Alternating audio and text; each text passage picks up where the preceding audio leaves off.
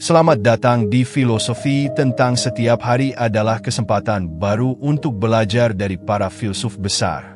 Bergabunglah dengan kami untuk menggali ajaran-ajaran Stoik dan menerapkannya dalam kehidupan sehari-hari.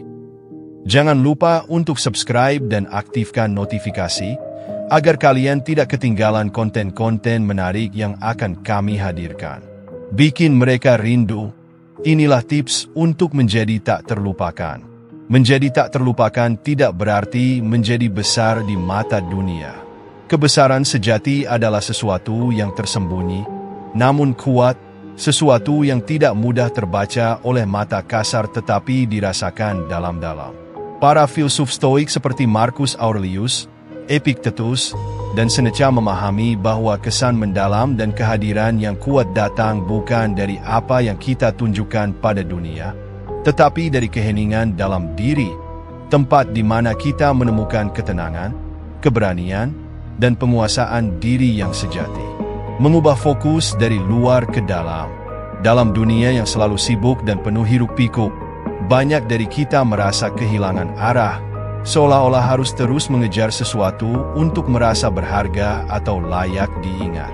Namun, Stokisme mengingatkan kita bahwa fokus yang salah akan menggerogoti kedamaian batin.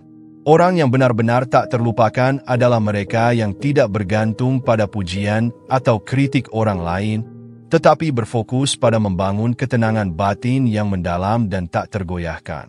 Epictetus berkata, kebebasan sejati adalah kekuatan untuk menolak hal-hal yang tidak kita kuasai.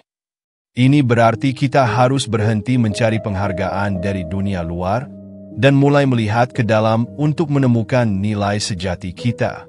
Jika kita menghabiskan hidup kita hanya untuk mendapatkan pengakuan, kita menjadi tawanan opini orang lain. Sebaliknya, kita harus mengarahkan perhatian pada penguasaan diri, sehingga kita dapat menjalani hidup dengan cara yang tidak bergantung pada pengakuan eksternal.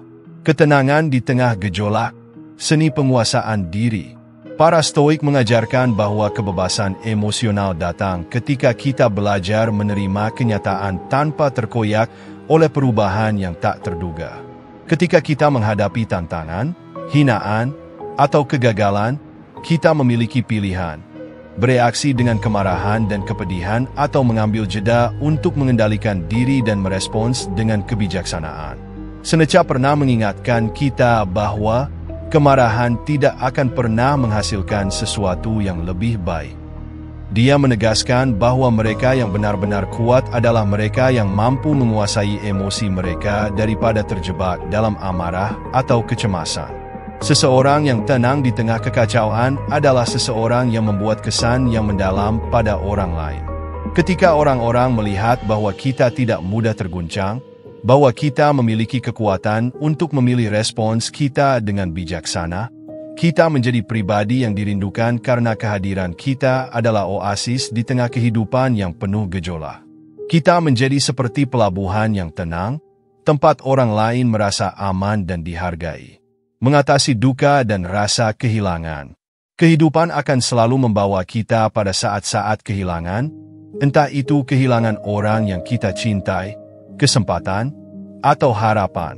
Di sini, Stokisme mengajarkan bahwa rasa sakit adalah bagian dari kehidupan, tetapi penderitaan adalah pilihan. Lepaskanlah apa yang bukan milikmu, kata Epictetus, mengingatkan kita bahwa kita hanya sementara dalam dunia ini, dan semua yang kita miliki pada akhirnya akan hilang. Tetapi ketika kita merelakan segala yang tidak dapat kita kendalikan, kita menemukan kedamaian dalam rasa kehilangan. Ketika kita menghadapi kehilangan dengan ketenangan dan menerima hal-hal yang tidak bisa kita kendalikan, kita menjadi pribadi yang kuat, pribadi yang diingat karena keteguhan hatinya. Kita menunjukkan bahwa duka bukanlah akhir dari kita, tetapi sebuah proses yang kita jalani dengan keberanian. Orang-orang akan mengenang kita sebagai sosok yang, meskipun menghadapi kepedihan, mampu berjalan dengan kepala tegak, menerima hidup apa adanya, dan tetap memberikan cinta pada dunia di sekitar. Kebijaksanaan dan keteguhan hati di tengah konflik. Dalam dunia yang seringkali terpecah dan dipenuhi oleh konflik, Stokisme mengajarkan bahwa kekuatan kita bukanlah untuk menang atas orang lain, tetapi untuk menguasai diri kita. Jangan terbawa oleh amarah atau kebencian, tulis Marcus Aurelius. Yang penting bukan apa yang mereka lakukan, tetapi apa yang kamu pilih untuk lakukan. Ini adalah prinsip yang mendalam, bahwa kita tidak harus membalas sakit hati dengan kemarahan atau balas dendam, tetapi kita dapat memilih untuk bersikap bijak dan tenang. Ketika kita berhadapan dengan perbedaan pendapat atau bahkan pengkhianatan, kita bisa merespons dengan emosi, atau kita bisa memilih jalan yang lebih tinggi. Dengan memilih jalan pengampunan, ketenangan, dan keteguhan hati, kita menjadi teladan bagi orang lain.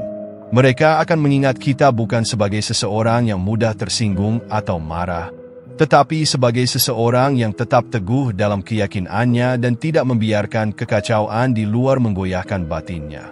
Menjadi pribadi yang tidak mudah tergantikan. Orang yang benar-benar tak terlupakan adalah mereka yang memberikan rasa aman, ketenangan, dan kekuatan pada orang-orang di sekitarnya. Ini adalah seseorang yang memiliki kendali atas pikirannya, yang tidak berusaha untuk dipuji atau diakui, tetapi yang membangun nilai-nilai kuat dalam dirinya. Marcus Aurelius menyebut kita untuk berjalan di jalan kita sendiri dan tidak peduli pada pandangan orang lain yang hanya sementara. Kita tidak perlu menjadi seseorang yang terkenal atau berpengaruh untuk dikenal. Menjadi seseorang yang mendalam, tenang, dan penuh kasih sayang sudah cukup untuk membuat kita menjadi pribadi yang dirindukan oleh orang lain. Orang-orang akan melihat dalam diri kita sebuah kekuatan yang langka, sebuah kebijaksanaan yang tulus, dan ketenangan yang membuat mereka merasa nyaman. Kesimpulan, jalan Stokisme menuju keabadian dalam kenangan. Jika kita ingin menjadi seseorang yang benar-benar dirindukan, kita harus berusaha bukan untuk mengesankan orang lain, tetapi untuk menjadi seseorang yang memiliki keanggunan batin. Kita bisa memulai dengan menerima hal-hal yang tidak dapat kita kendalikan, memilih respons kita dengan bijaksana, dan mengendalikan emosi kita. Di dalam perjalanan ini, kita tidak hanya menemukan kebahagiaan dan kedamaian dalam diri kita, tetapi kita juga meninggalkan jejak di hati orang lain yang akan diingat selamanya. Pada akhirnya, Stokisme mengajarkan bahwa hidup adalah perjalanan untuk menjadi versi terbaik dari diri kita. Dan versi terbaik itu bukanlah seseorang yang hebat di mata dunia, tetapi seseorang yang memiliki ketenangan dan kebijaksanaan yang tak mudah goyah. Dengan memahami dan menjalani prinsip-prinsip ini, kita menjadi pribadi yang memiliki kekuatan untuk menginspirasi dan memberi pengaruh mendalam, yang kehadirannya akan selalu dirindukan oleh mereka yang mengenal kita. Ingatlah, memento mori, bukan untuk menakuti, tetapi untuk mengingatkan kita untuk menjalani hidup dengan penuh arti, agar kita benar-benar menjadi sosok yang dikenang dan dirindukan, tidak hanya untuk apa yang kita lakukan, tetapi untuk siapa kita telah menjadi.